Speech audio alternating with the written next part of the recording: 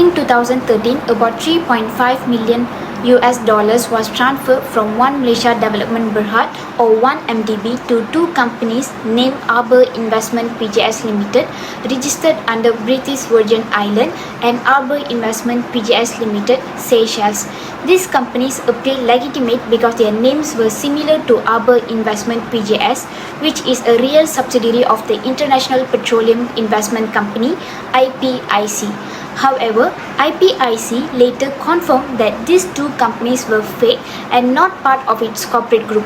Today, investigators question the former Chief Executive Officer of 1MDB, which is Datuk Shahrul Azral Ibrahim Halmi, to determine how much the payment were approved and to examine whether a weak ethical culture contributed to the incident. Good morning, Mr. Afif. Let's start with a simple question.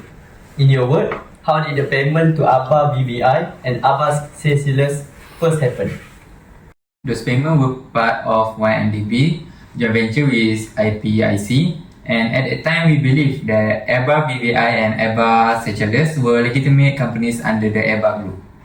Okay, so before approving the transfer, did 1MDB verify whether this entity actually belonged to IPIC? We rely on documentations and correspondence from what appeared to be official Arbor officer. Everything seemed proper actually. Seem proper. That's a risky pace when we are talking about billion in public fund. Don't you think? I think no. Now, let's look that. You said that the document looked official to you. Can you explain what exactly made them look official to you? Yes, I said the document looked official. They had the company seals, signature and email address, the ending with the arborinvestment.com. But IPIC later confirmed those addresses were fake. Did no one in 1MDB management cross-check the domain or registration detail? At that time, no one suspect anything wrong. We trust our advisor and the international bankers arranged the deal.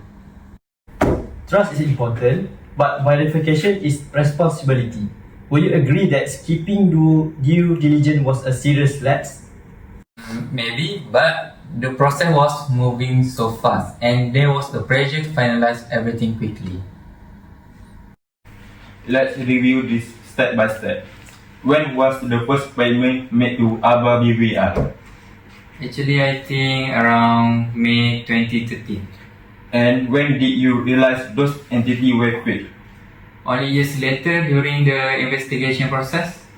So, for several years, NDB had no idea billion was sent to fake companies. That's right, we thought IPIC had received them. Don't try to lie. We have some information before we suspect you.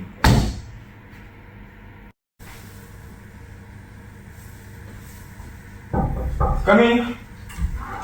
Hello, can I talk with you for a minute? Okay, please have a seat.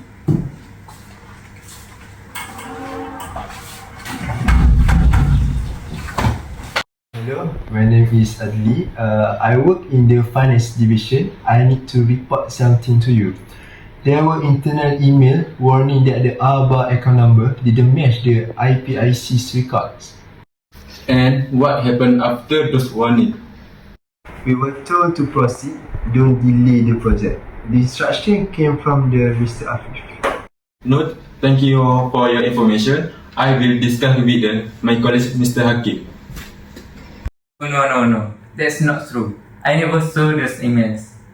Perhaps you saw them but not choose to act. Sometimes silence speaks louder than words, Mr. Afif. Let's see. Fidos, please call the MACC officer. Let's have a meeting. Officer, based on what you hear, what's your professional view on this situation? So, this is a clear sign of weak ethical culture in our organization. Everyone assumes someone else was doing the checking. When the leaders don't take the personal responsibility, mistake becomes crimes. Some people argue this happened because of weak legal enforcement. Would you agree? Not entirely. The laws were there. The real issue was the poor ethics and the lack of accountability. Even strong laws fail when the people ignore integrity and transparency. In short, the culture failed before the system did. Exactly. Ethical leadership is the first line of defense against corruption. Okay, now let's summarize that what we have uncovered. So, Fair Akbar Company billion loss, ignore warning, all because people trusted too easily and questioned too little. When ethical standard drop, even a smart professional can make a decision that lead to disaster. The 1MDB case is more than just numbers on the balance sheet. It is a reminder that without integrity, system collapse and nations pay the price. Ethical culture is not just a policy, it is a responsibility.